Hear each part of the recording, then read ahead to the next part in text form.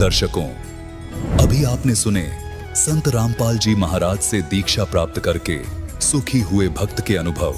अब देखिए जगत गुरु तत्वदर्शी संत रामपाल जी महाराज के मंगल प्रवचन। परम अक्षर ब्रह्म को हम कहते हैं कंप्लीट गॉड, पूर्ण परमात्मा, सबका क्रिएटर, सबका उत्पत्ति करता। हम उसको सत्य पुरुष भी कहते हैं। अन्य जो भगवान है वो नासवान है। इस परम अक्षर ब्रह्म को छोड़कर सबकी जन्म मृत्यु होती है। उनके अंतर्गत जितने प्राणी हैं उनकी भी जन्म मृत्यु होती है। अब जिस लोक में हम रह रहे हैं ये महा दुखदाई लोक है। यहाँ जन्म मृत्यु सदा बनी रहेगी और पुण्य से अच्छे पोस्ट प्राप्त हो जाएंगे, पाप से पशु पक्षी बन जाओगे और 84 लाख जन्म मरण का ये चक्र सदा बना रहेगा। जब तक हम उस परम अक्षर ब्रह्म की भक्ति, उनके द्वारा बताए गए कंप्लीट स्पिरिचुअल नॉलेज, संपूर्ण अध्यात्म ज्ञान, तत्व ज्ञान के आधार से नहीं करेंगे तो उसके लिए क्या बताया है? मन तू चल रे सुख के सागर, जहाँ शब्द सिंधु रत्नागर। मन तू चल रे सुख के सागर, जहाँ शब्द सिंधु रत्नागर। आपको सबसे पहले सुख सागर की डेफिनेशन बताते हैं, परिभाषा बताते हैं। सुख सागर किसे कहते? शंखों लहर मेर की उपज, कहर नहीं जा कोई। दास गरीब अचल अविनाशी, सुख का सागर सोई। शंखों लहर मेहर की उपज, कहर नहीं जा कोई। दास गरीब अचल अविनाशी, सुख का सागर सोई। जहाँ शंखों लहर मेहर की उपज और कहर नहीं जहाँ कोई। दास गरीब अचल अविनाशी, सुख का सागर सोई। आदरणीय गरीबदास साहिब जी गांव छुड़ानी, जिला झज्जर, हरियाणा में हुए हैं। इनको वो हमारे पिता मिले थे आकर, वो परमात्मा आए थे, उस दृढ़ भक्त को मिले थे। एक जाट थे, किसान थे, 1400 एकड़ जमीन थी। कोई मांगने खाने वाले, कोई भिखारी नहीं थे, या कोई रोजी रोटी के लिए कथा सुनाने वाले नहीं थे। ये खुद समर्थ थे, संपन्न थे। और उनको आकर परमात्मा 10 वर्ष की उम्र में मिले, सचखंड लेकर गए, जहां मालिक रहते हैं, जहां हम रहा करते थे पहले। हम यहाँ काला पानी आगे वहां गलती करके, अब हमें वापस ले जाया जा रहा है सुधार करके। आपकी अपनी वृत्ति सुधारो, यहाँ के लोक की इच्छा हटाओ और फिर वहां चलेंगे जहां हम सदा सुखी रहेंगे। यहाँ से तो जाना पड़ेगा, चाहे कोई खरबपति है और ये भी पता नहीं कब छूट जाए जीवन। यहाँ की वस्तु की आशा करे, है तेरा धिक्कार है। अज्ञान भरा हमारे अंदर, बगैर ज्ञान के हम यहीं फंसे बैठे रहे। अब परमात्मा यहाँ बताते हैं कि क्या मांगू कुछ थिर न रहाई, और देखत नैन चला जग जाई। 1 लख पूत 1.25 लाख नाती, उस रावण के अज दीवा न बाती। फिर बताते हैं कि कहे कबीर अंत की बारी, जैसे हाथ झाड़ कर चला जुआरी। अब परमात्मा कहते हैं क्या मांगोगे तुम यहाँ पर, क्या मांगोगे? जैसे संतान नहीं, एक पुत्र मांग लोगे, चलो वो भी दे दूंगा। कोई निर्धन है, धन मांग लोगे। क्या एक कोठी एक कार मांग लोगे, वो तो कोई बात बड़ी नहीं। फिर इस तो बन गया क्या? क्या बताते हैं कि 1 लाख पुत्र थे रावण के। अब उस टाइम बड़ा भगवान कोई नहीं मानता, क्योंकि यहाँ हमारी एक ऐसी भावना बनी हुई थी कि जिसका लड़का है, लड़की को तो हम संतान नहीं मानना थे। ऐसी दुर्बुद्धि होगी थी हमारी। जिनके पुत्र है तो वो संतानवान और भगवान माना जाता था, और जिसका संतान नहीं कहते बस वो तो उसका शकल भी ना देखो सुबह सुबह। ऐसी धारणा पर रखी थी, लेकिन यह गलत थी। अब परमात्मा कहते हैं रावण के 1 लाख बेटे थे, अर्जा सत भक्ति ना करने से रावण की क्या दुर्गति हुई। अंत में कोई ज्योति जगाने वाला नहीं रहा, घर में दीप जगाने वाला नहीं रहा। और इतना धन जो रावण के पास था, तो 7 जन्म नहीं इकट्ठा कर सकते। 1 लाख वर्ष की उम्र हो जाए तो नहीं इकट्ठा कर सकते। सर्व सोने की लंका थी वह रावण से रणधीरम, एक पलक में राज विराजी जम के पड़े जजीरम। फिर परमात्मा कहते हैं कि रति कंचन पाया नहीं, रावण चलती बार, 1 ग्राम सोना भी रावण साथ नहीं ले जा सका, यहीं छोड़कर चला गया। तो यहाँ परमात्मा कहते हैं कि ऐसे इस लोक से आपकी इच्छा हटेगी और आपको सच्चाई का पता चलेगा, तब ये मन आपको जो अन्य स्थानों पर घसीट कर ले जा रहा था, बुराइयों में घसीट रहा था, कहीं माया जोड़ने में, कहीं चोरी करने में, कहीं पर रिश्वतखोरी करने में और कहीं पर फिर कोठी बंगले फैक्ट्री लाने में, तो फिर ये घसीटना छोड़ देगा, इसको ज्ञान हो जाएगा, ये आत्मा प्रबल हो जाएगी, इसको धिक्कारण लग जाएगी, फिर ये इसके साथ हो जाएगा। फिर इसकी स्पीड बना दी जाएगी भक्ति में, दान में, फिर ये इतनी ही स्पीड से इस साइड में लगेगा और इसी स्पीड से फिर हम पार होंगे। जैसे घसीट कर हमें नरक में ले जाने की सब क्रियाएं स्पीड से करवा रहा था, फिर सतलोक ले जाने की क्रियाएं यही मन फिर उसी स्पीड से करवाएगा। ऐसे इसकी दिशा बदलेंगे। अब यहाँ प्रसंग चल रहा है कि सुख सागर की परिभाषा बताएंगे पहले, फिर वहां चलेंगे जहां पर क्या व्यवस्था वो बताएंगे कि शंखों लहर मेहर की उपजे और कहर नहीं जहां कोई, दास गरीब अचल अविनाशी, सुख का सागर सोई। तो ये प्रसंग जो चल रहा था कि गरीबदास साहिब जी को परमात्मा मिले थे गांव छुडानी, जिला झज्जर, हरियाणा के खेतों में, जहां वो अपने ही खेतों में, अपने ही फील्ड में गरीबदास साहिब जी गौवें चरा रहे थे, गौ पाली गए हुए थे। और भी गांव के काफी बड़े बड़े भी, छोटे भी, यानी सबसे छोटी उम्र के गरीबदास जी ही थे। उनसे बड़े कोई 20 वर्ष का, कोई 25, कोई 40, कोई 50 वर्ष के भी व्यक्ति गौओं के साथ चराने के लिए फील्ड में ले गए थे। तो वहां से परमात्मा आए थे जिंदा महात्मा का रूप बना के सतलोक से, जैसा कि उनका विधान दास ने बताया, वेदों में प्रमाणित है कि वो परमात्मा ऐसी ही लीला किया करते हैं। तो गरीबदास साहिब जी को खेतों में, जंगल में मिले थे। लंबी कहानी है, फिर आने पर बताएंगे। अब जो प्रसंग है, तो उनको सचखंड लेकर गए, फिर वापस छोड़ा था 8-10 घंटों के बाद। तब उन्होंने आकर बताया है, क्या बताया है कि शंखों लहर मेहर की उपज, कहर नहीं जा कोई। कहर माने दुख। जैसे एक परिवार का इकलौता पुत्र था, रोग से मृत्यु होगी, किसी की दुर्घटना से होगी, तो कहर टूट गए, वो कहर था। या हम किसी को सताने के लिए प्रयत्नशील होते हैं, या किसी और सारा दिन हम 2 रोटी के लिए ही जंग धोते रहते हैं। तो कहने का भाव ये है कि वहां शंखों लहर मेहर की उपजे, कहर नहीं जा कोई, वहां कोई दुख नहीं।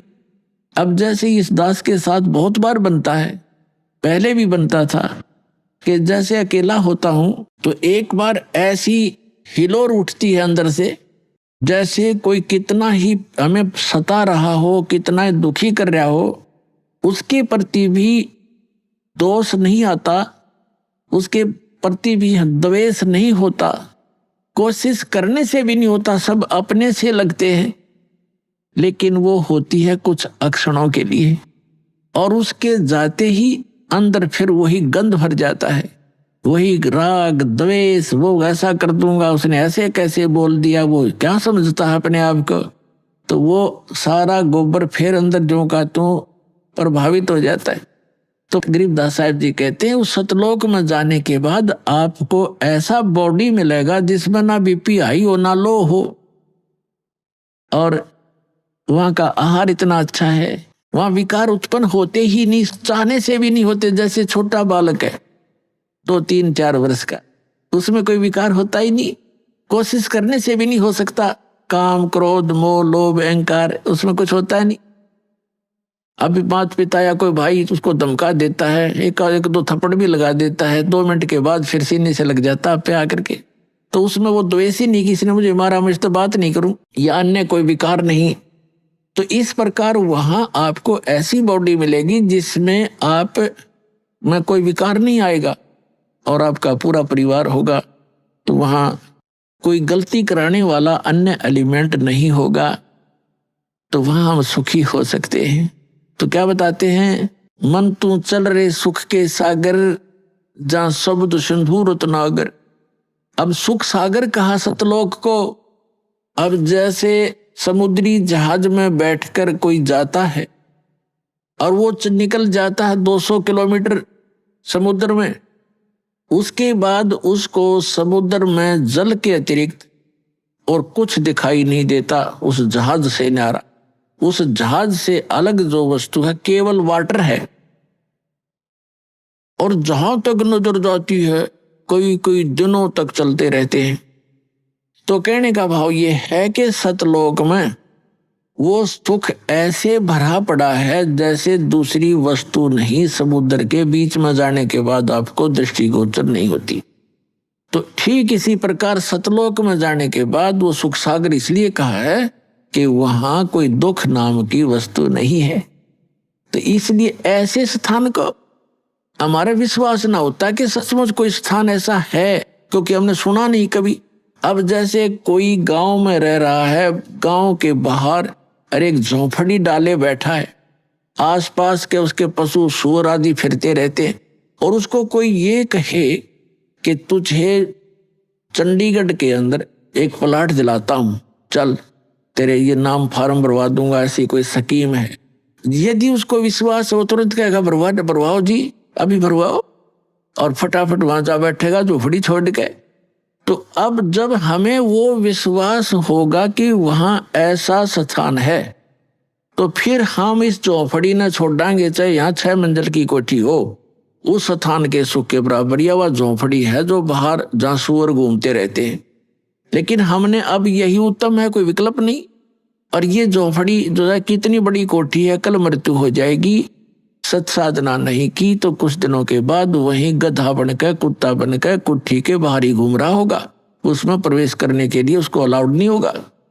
तो ये दुख दिखेंगे आपको, तब आपका मन हटेगा, तब ये मन जीता जाएगा, मन जीती हो जाओगे, आप यहाँ की बकवादों को नहीं चाहोगे। अब इस ज्ञान के माध्यम से आपको पता चलेगा, यदि आज हम किसी का धन चोरी करते हैं, रिश्वत लेते हैं, तो आगे आपको आने वाले जन्मों में उसका प्रतिफल देना पड़ेगा। कोई भैंस बनकर देगा, कोई कुत्ता गधा बैल बनकर, कुत्ता रखवाली करेगा, बैल बनकर उसके खेतों में जुतेगा, कोई भैंस बनकर गाय बनकर, वो वापस करने पड़ेंगे, कोई गधा बनकर, कोई ऊंट बनकर, घोड़ा बनकर। तो क्यों पंगे में पा दे हम? और किस लिए करते हैं लूट खसोट, किस लिए करते हैं माया जोड़ी रिश्वतखोरी डाके? हम किस लिए करते हैं? हमने अपनी परंपराएं बिगाड़ ली।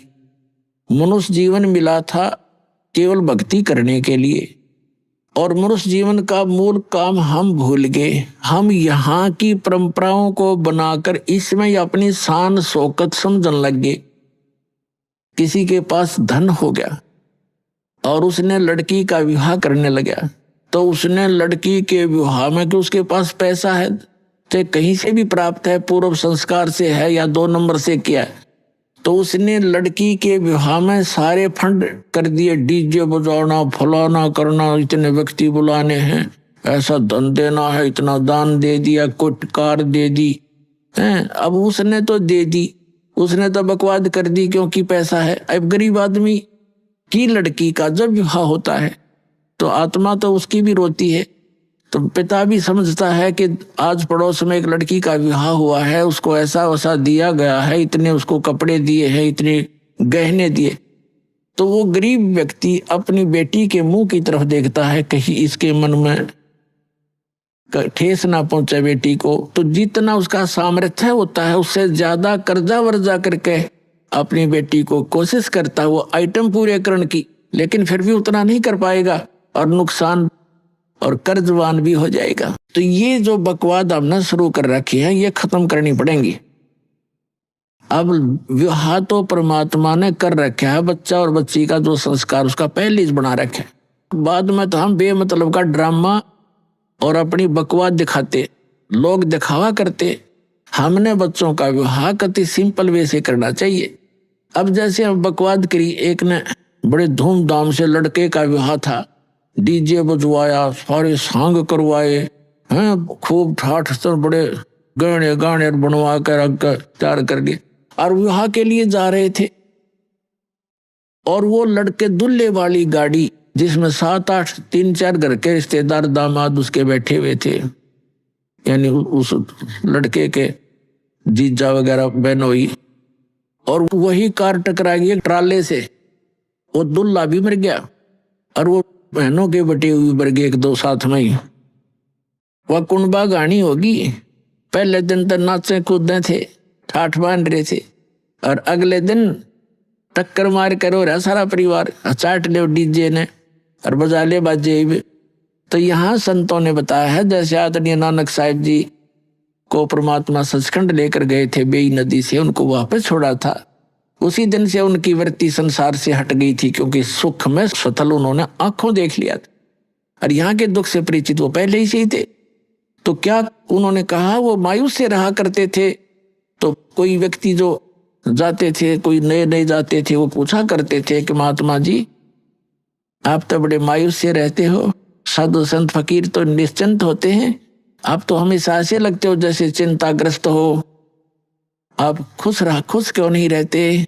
तब नानक साहब जी ने कहा था कि ना जाने काल की कर डारे और किस विध ढल जा पासावे, और जिनाते सिरते मौत खुड़क दी उन्हां केड़ा हासावे, कि यहाँ ना पता कब के बिजली गिर जा। तो इसे गंदे लोक में किस पर खुशी मनाऊं मैं। अपने आत्माओं देखो, यहाँ प्रसंग जो चल रहा है कि सुरपति दुखिया भूपति दुखिया, रंग दुखी बपरीती हो, कह कबीर और सब दुखिया, एक संत सुखी मन जीती हो। तो दूसरा पहलू बताते हैं, जैसे नानक साहब जी से किसी ने कहा कि आप क्या कभी सब समय में ऐसा ही रहते हो, क्या आप कभी खुश नहीं होते। कहते खुश होता हूं, मुझे जो ज्ञान प्राप्त हुआ है, मुझे जो भगवान प्राप्त हुआ है, और जो विधि मुझे मिली है, और मैं सत्संग सुनाता हूं, जो सत्संग सुनने के लिए साधु संत यानी भक्त आते हैं, ये जब आते हैं तो मैं खुश होता हूं, और जब ये चले जाते हैं यहाँ से मेरे पास से तो मैं दुखी होता हूं। किस लिए खुशी होता हूं और किस लिए दुखी होता हूं। सुखी तो इसलिए होता हूं कि इन पुण्यात्माओं को परमात्मा के उस अनमोल खजाने का ज्ञान हुआ और उनकी रुचि बन गई, अभी इनका कल्याण हो जाएगा। और जब ये यहाँ से जाते हैं संसार में, तो चिंता मुझे ये बन जाती है कि वहाँ असंख्य व्यक्ति हैं और हजारों की संख्या में गुमराह करने वाले संत भक्त हैं, और कहीं ऐसा ना हो ये बच्चे उन भ्रमित ज्ञान से परिचित संत भक्त से संपर्क में आके रास्ता ना छोड़ जाए। और जब ये सारे के सारे वापस आ जाते हैं तो मुझे मेरी खुशी का ठिकाना नहीं रहता कि मेरी फसल में कीड़ा लगा नहीं। तो क्या बताते हैं कि साध मिले सड़ साधी होंदी और विछड़ जा जलगीरी वे, अख दे नानक सुनो जहाना, ये मुश्किल हाल फकीरी वे। कि मैं इसलिए ये भक्ति बड़ी कठिन बन गई है, बड़ी मुश्किल हो गई है फकीरी यानी भक्ति, क्योंकि इस ज्ञान के जानने वाले लोग नहीं हैं, और मैं अकेला बताने वाला हूं, हजारों की संख्या में मिसगाइड करने वाले हैं। तो ये मुश्किल हाल फकीरी बन गई कि साध मिले सड़ साधी होंदी, ये वापस आते हैं जब मैं खुशी से फूला नहीं समाता हूं, और जब ये चले जाते हैं तो दिल की रीवे यानी दुखी होता हूं, कहीं इनको कोई मिसगाइड ना कर दे, मुश्किल से सिर चढ़ाए। तो यहाँ परमात्मा कहते हैं कि तुम नाचते गाते हो, बकवाद करते हो, और 1 मिनट में बिजली गिर जाती है, खा के ये नाचना गाना। तो ऐसा रहो जैसे नानक साहिब जी बताना चाहते हैं कि ना जाने काल की कर डारे और किसी भी ढल जा पासावे, और जिनाते सरते मौत खुड़क दी कि उन्हां केड़ा हंसावे। और फिर दूसरी बात ये है, जैसे विद्यार्थी, ये एक विद्या केंद्र है पूरी पृथ्वी, और जिनको मानव शरीर प्राप्त है, ये ड्रेस अलग है अन्य प्राणियों से, आपकी कुत्ते से, गधे से, सूअर से, तो ये ड्रेस अलग है, तो इसका काम भी कोई और ही है। यदि वो पशु पक्षियों जैसे ही कर्म हम इस ड्रेस में करते हैं, ये पोशाक है, एक चोला है शरीर हमारा, तो फिर हम समझदार नहीं हैं, हमें पता ही नहीं है कि हम किस उद्देश्य को लेकर इसमें ड्रेस पहने हुए हैं।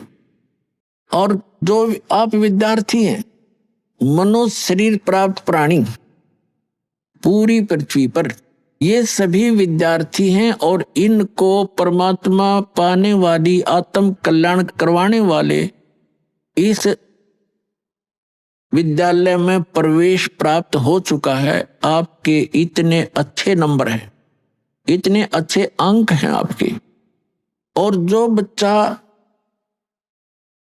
जिस भी ट्रेनिंग में प्रवेश किए हुए है और उस ट्रेनिंग को करता नहीं, विद्यालय के समय को विद्यार्थी जीवन में वो सिनेमा देखता है, शराब पीता है, बढ़िया भोजन खाता है, और जो काम है उसको भूल गया, वो कर नहीं रहा है, तो वो बच्चा बाद में पछताता है। जैसे एक समय ये दास हरियाणा सरकार के अंदर जूनियर इंजीनियर सिविल के अंदर कार्यरत था, तो जहां हमारा कंस्ट्रक्शन वर्क चल रहा था वहां पर रोड का भी कंस्ट्रक्शन वर्क चल रहा था, रोड का, सड़क का। तो सड़क के ऊपर एक व्यक्ति का काम कर रहा था, उसके बच्चे वही मिट्टी में, जैसे मजदूरों के बच्चे वहीं रहते हैं साथ में, और वहां पर एक एक्सीडेंट आ गया उसी रोड का।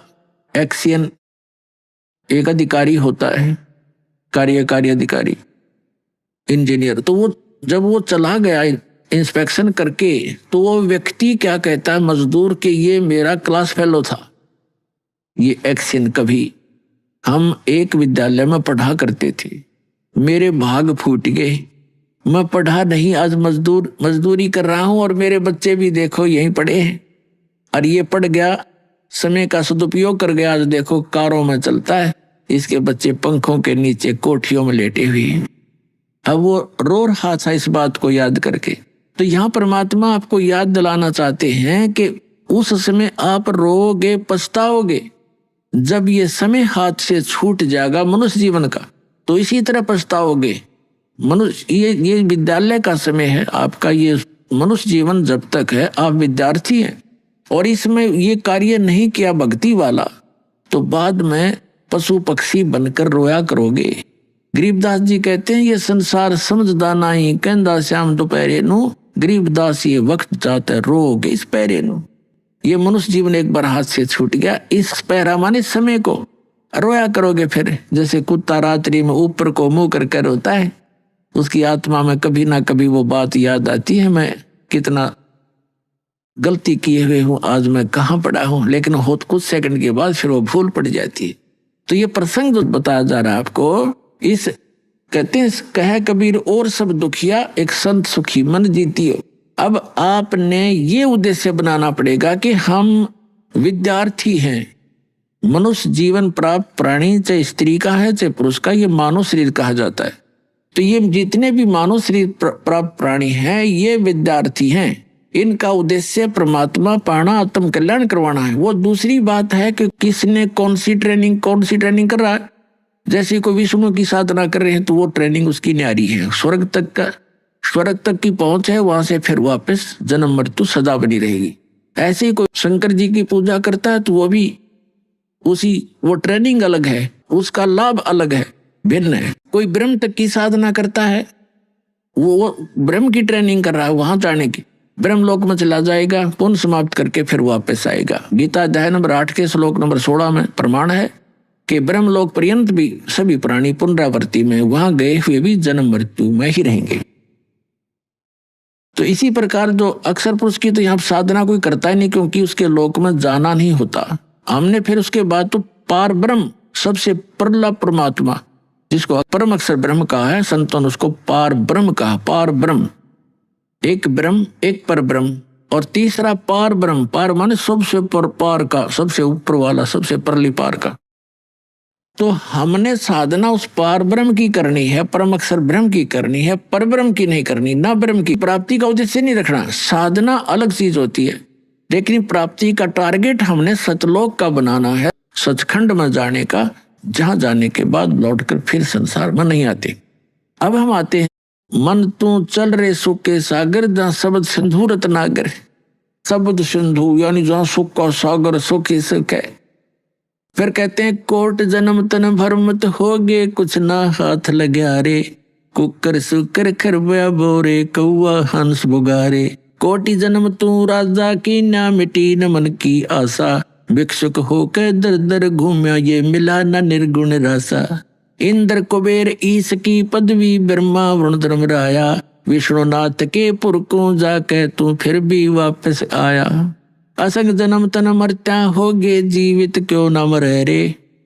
द्वादश दर महल मठ बोरे बहुर ना दे धरे रे। फिर बताते हैं दो जग बहिष्ट सभी ते देखे राजपाट के रसिया। तीन लोक से तिरपत नाही ये मन भोगी खसिया। सतगुरु मिले तो इच्छा मेटे पद मिल पदे समाना। चल हंसा उस लोक पठाऊं जो आदि अमर अस्थाना। चार मुक्ति जहाँ चंपी करती माया होरी दासी। दास गरीब अभय पद पर से वो मिले राम अविनाशी। गरीबदास साहिब जी ने परमात्मा को देखा, परमात्मा से प्राप्त स्पिरिचुअल कंप्लीट स्पिरिचुअल नॉलेज, वो संपूर्ण अध्यात्म ज्ञान के आधार से क्या बताया है कि कोट जन्म तन भर मत होगे। करोड़ जन्म हो गए, जन्म और मृत्यु प्राप्त करते नहीं, लेकिन तेरी चलो चलो नहीं मिटी, स्थाई स्थान नहीं मिला जहां जाने के बाद साधक फिर लौटकर कभी संसार में नहीं आते। वो स्थान नहीं मिला।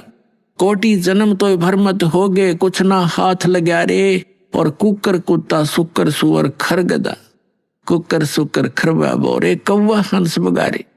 और कोटि जन्म तू राजा की न मिटी न मन की आशा। और भिक्षकों के दर दर घूमया, ये मिला ना निर्गुण रासा। अब ये मार्ग ना मिलने से आप करोड़ जन्म राजा भी बन रह लिए और ऐसे भी साधक रहे हो कि घर त्याग कर जंगल में वन में जा बैठे। भूख लगी नगरी में आए, थोड़ा बहुत आहार मांग ले गए, रोटी, उसी रोटी को सुखा दिया, जंगल में रख लेते थे, ऐसे सूख जाती थी, उनको अगले दिन भेकर खाते थे। दो दो तीन तीन दिन उनको भे कर खा कर अपना टाइम पास करते थे, थोड़ा सा आहार करते रहते। लेकिन साधना सतना होने से उनके आधार से क्या बना? इंद्र कुबेर ईश की पदवी ब्रह्मा वरुण धर्मराया। विष्णुनाथ के पुर को जाके फिर भी वापस आया। उन साधनाओं से इंद्र की पदवी भी प्राप्त कर ली, स्वर्ग के राजा भी बन गए, कुबेर भी धन के देवता वित्त मंत्री भी बन गए, और ईश ब्रह्मा विष्णु महेश तक की पदवी भी तुमने प्राप्त कर ली। क्योंकि ब्रह्मा विष्णु महेश की भी जन्म मृत्यु होती है, अभी आपको प्रमाणित कर दिया। इंद्र कुबेर ईश की पदवी ब्रह्मा वरुण धर्मराया और विष्णुनाथ के पुर को जाके फिर भी वापस है। असंग जन्म तो मरता होगे जीवित क्यों ना मरे। अब यहां बताया कि मिला ना निर्गुण रासा तुझे, ये सत साधना ना मिली, ये मार्ग नहीं मिला सही भक्ति का। क्या बताते हैं? सुखदेव ने 84 भुगती बना पजावे खरवो। तेरी क्या बुनियाद पुरानी तू बंडा पंथ पकड़वो। सुखदेव जैसे ऋषि ने भी ये मार्ग ना मिलने से गधे की योनि पाई और पजावे के ऊपर उसने ईंटें ढोई। कहते सुखदेव ने 84 भुगती बना पजावे खरवो। तेरी क्या बुनियाद पुरानी तू पेंडा पंथ पकड़वो। तेरी क्या औकात है भोले आत्मा? तो वो पेंडा माने रास्ता, मार्ग भक्ति का, वो यथार्थ भक्ति मार्ग ग्रहण कर पकड़। फिर बताते हैं असंग जन्म तन मरता होगे जीवित क्यों न मरे रे। द्वादश दर मद महल मठ बोरे बहुर न दे धर रे। गीता अध्याय नंबर 15 के श्लोक नंबर 4 में कहा है कि उस तत्व ज्ञान की प्राप्ति के पश्चात परमेश्वर के उस परम पद की खोज करनी चाहिए जहां जाने के बाद साधक फिर लौटकर कभी संसार में नहीं आते। तो यहां बताते हैं कि असंग जन्म तन मरत्या होगे जीवित क्यों ना मरे रे। अब जैसे पुणात्माओं जीवित मरना है, इच्छाओं को घटाना है। एक तो ये ज्ञान से घटेंगी, ज्ञान के बिना मर्यादा बेशक बनाकर बैठ जाओ, ये नहीं बनती, ज्ञान से समाप्त होंगी। जैसे आप कोठी बना रहे हो, सारा जीवन ला दिया कोठी बनाने में, और कल मृत्यु होगी और कोठी रहेगी यहीं। एक सेठ था, आंखों देखा एक मजदूर बता रहा था कि हम वहां मजदूरी कर रहे थे और उसने कॉम्प्लेक्स बनाना था शहर के अंदर, रोहतक के अंदर, और शाम को मजदूरों की तनख्वाह देकर हम वही बैठे बैठे अपने गिन रहे थे तनख्वाह जो हमें मिली थी। और वो वहीं पर टूटी लगा रखी थी तराई तरुई के लिए, गर्मियों का मौसम था। वो स्नान करने लग गया वहीं टूटी के नीचे, नहा के धोती वो पजामा पहना था और कुर्ता हाथ में लिया था। जब मर गया, वही हार्ट अटैक हो गया, बैठा बैठा रह गया। अब चाट ले उस कॉम्प्लेक्स ने उड़ के गधा बन के कुमार का फंसेगा। तो परमात्मा कहते हैं जो काम इसका करने का वो भूल गए, बकवादों में लगे रहे तुम, तो इससे इच्छा हटेगी। तो यहाँ परमात्मा आपको सतर्क करना चाहते हैं कि ये लोग ठीक नहीं, जिस काम में सारा जीवन तुम लगा रहे हो ये काम केवल इतना ही नहीं है। अब प्राणी को यहाँ टाइम पास करने के लिए मकान भी चाहिए, से झोंपड़ी दे जाता, पर राम नाम बना रहे, भक्ति बनी रहे या दूर ना हो। और भक्ति बनी रही तो आपको जो भी कोई आपदा कोई आवश्यकता इस जीवन में पड़ेगी, भगवान आज्ञा धर देगा, ठाका जबरदस्ती दे देगा।